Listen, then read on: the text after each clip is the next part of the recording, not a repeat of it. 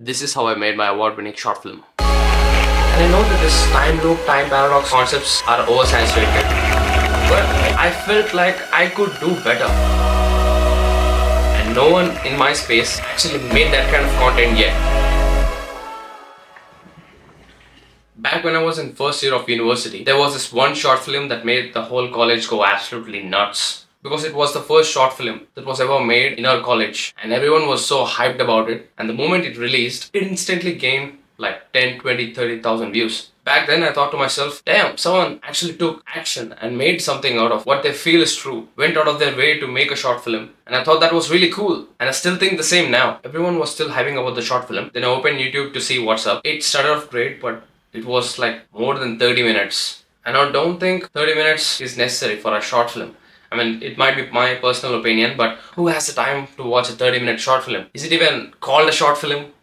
So anyway, if it's good, then it's alright. It's what I thought to myself. Then I watched it, and literally that was the most boring thing I've ever watched since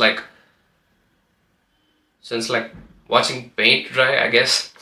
The pacing was shit. The characters were like too cliche. The story was too cliche, and it's basically about a college story, a college love story. I might be get in trouble for saying this, but that's what I felt back then. So might as well just say it on camera right now. But it gained views. People were loving it. People were appreciating the fact that he made the short film. And don't get me wrong, that's absolutely a great thing to make a short film and put it out there on YouTube for people to look at and judge. But back of my mind, during then, I felt like this isn't supposed to be happening.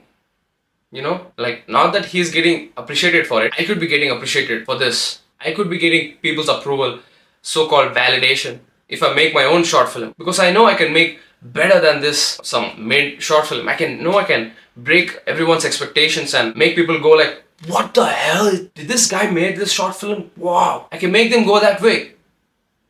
And I don't know how, but I knew I can do it. That's what led me to make my first short film, B1. It's already on YouTube. You can check it out in my YouTube channel. But I had so many problems to face because I wasn't working with a crew. I didn't want to work with a crew because I know that people aren't as ambitious as me, aren't as obsessed in filmmaking as me. And I know that they will only drag things down because I don't really trust people around me. I know as a filmmaker, you should be able to collaborate with people and make stuff together. I know that, but I wasn't really in the mood or situation to actually gather people and make something worth watching. So I put all the load onto myself, took all of the responsibilities, and I was accountable for my own actions. If this failed, then it's on me. But if this goes how I imagined it to be, then I'll only have myself to thank for. I can take all of the credit. Is what I thought. Like the selfish, the narcissistic mindset in me was, if I'm gonna make the short film, might as well be credited for everything. The sound design, cinematography, music, direction, editing, everything. I know it's a pretty self-obsessive thought, but I didn't feel bad about it at the time. I still don't feel bad. I mean, there are talented people out there and it will be great and it will save a lot of time. But let me assure you, this was at my first year of college, and during that period of time, people are not usually that skilled and usually waste their time on scrolling Instagram or going outside for no reason. So I don't trust him, right? So, okay, enough ranting. So how I made this short film? I had no crew, I had only myself. I needed an idea which would break people's expectations. Not some generic love story or a college student or something everyone makes these days. I had 2 months. It was the end of my first year at university and I was given 2 months of free time and I had to make the short film during that period. And I scouted the whole internet to find inspiration. I was really fascinated with blood and violence. So I wanted to have that in my film somehow, but also give it a reason, but not just for the sake of it, like blood. I don't want nonsense. I want it to happen because it serves a purpose, not because it feels cool. I eventually saw this short film on YouTube called Stalled by Omeleto, and it was a guy stuck in a time paradox in a bathroom. And I know that this time loop, time paradox concepts are oversaturated. They are made multiple times, but I felt like I could do better, and no one in my space actually made that kind of content yet. So I thought I'll go for this. But instead, I don't want to copy whatever's on YouTube directly from scratch. I want to make it my own way. So I had access to this 24th floor apartment building. I wanted to use it somehow. And I also wanted to have an elevator in my story as well, because there's something creepy about elevators and the uncertainty of what happens inside an elevator. So I wanted to add that in as well. So time paradox, elevator, and immersed it together, sprinkled in some violence and blood, and there you go. That was the birth of the short film B1.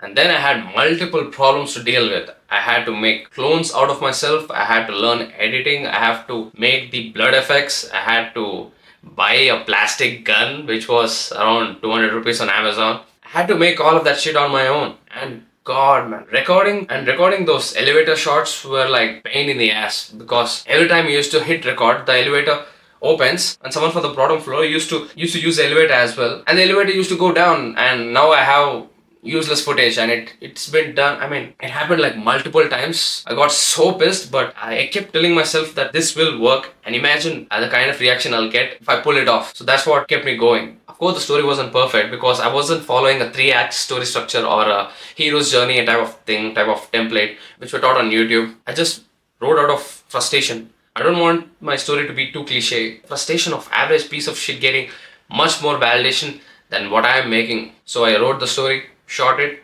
and edited it by myself. I had a plastic tripod which was wobbling all the time, and I had to use a tape to make it sturdy enough to hold a phone. And then I hit record and I used to act. It was like pretty amateur, pretty basic beginner level type of shit, but it actually helped me how to use my equipments and how to use what I had at my inventory to the best of my capabilities and to the best of its capability. So I pushed every skill I had to edge and I uploaded it to YouTube. People went crazy for the short film because no one has ever done this before, and I felt actually great. I know that you shouldn't make films or do anything in general for other people, but I think that's bullshit. If you don't have someone as a goal of getting their approval, what's the point of doing anything? How are you able to do for yourself? Like, what does that even mean? I know there's a thin line between winning people's approval and turning that into an unhealthy obsession. I knew what I was thinking, but I wasn't as sure of it as I am right now. So it's okay to do stuff for other people if that motivates you in some way. Okay, I'm going off the topic. The short film gained 3 to 4,000 views, which was alright because I only cared about the impact it made, and the impact lasted much longer than that mid short film. Of course, the whole college didn't watch it, but whoever watched it felt like that is the best thing they watched something out of their college, and I think that's a success. So eventually, a few months later, maybe 2-3 months later, there was a short film contest going on in my college, and I decided to participate in it with my short film B1. And instantly, on the screening day, I was announced as the winner of the short film contest. By who? By a legit filmmaker who won countless awards. He was the director of the least of these, which won many awards. And I didn't know what was happening. Like, damn.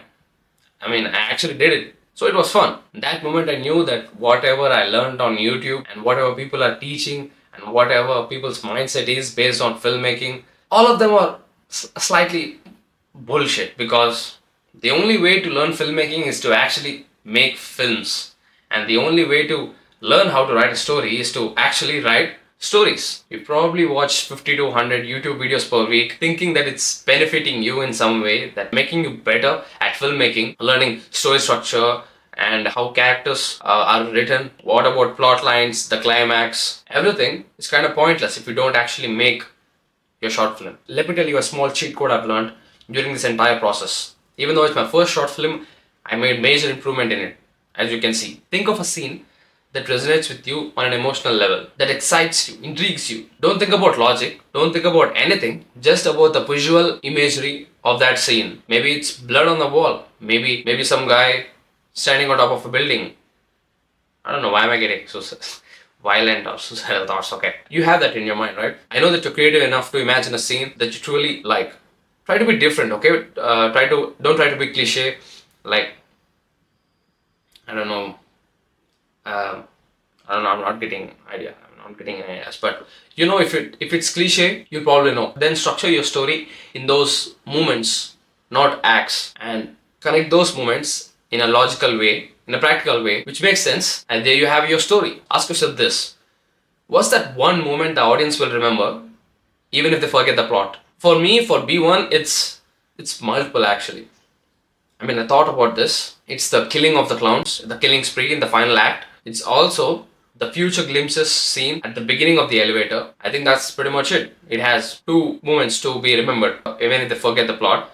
These were two moments, I think. And another rule is that cut dead weight, because that's the mistake I made in my short film, which is during the midpoint of my story, the characters just talk a lot. See, if you have to explain shit just to make sense and not actually show visually, then it will drag the scene. It'll make it feel boring if it doesn't serve any actual purpose. It doesn't push the plot or subvert people's expectations. Because when a character starts speaking, you should be ruthless in cutting out the dead weight, whatever's unnecessary, whatever doesn't answer the question, whatever doesn't subvert the expectation. You should know, but don't make it totally concise. It shouldn't be like ChatGPT wrote it. It should have the emotional weight, but audience should feel that the line was important. Get me? So that was the thing I learned after I made my short film B1, and I'm okay with it. I learned from my mistakes, and I can make much more better film than this. So these are the things that you can take away with from this video, besides watching me rant about average short films. If you want to see exactly how I wrote my short film B1 in a detailed way, I've written it all in my free PDF. That's the second link in the description. And buy my story writing course, Write Like Blood, as well, if you don't want to waste 6 months of trial and error, and start making your short film today along with me. That's right.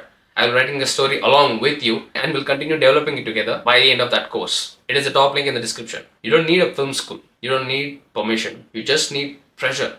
I had 2 months. You have now.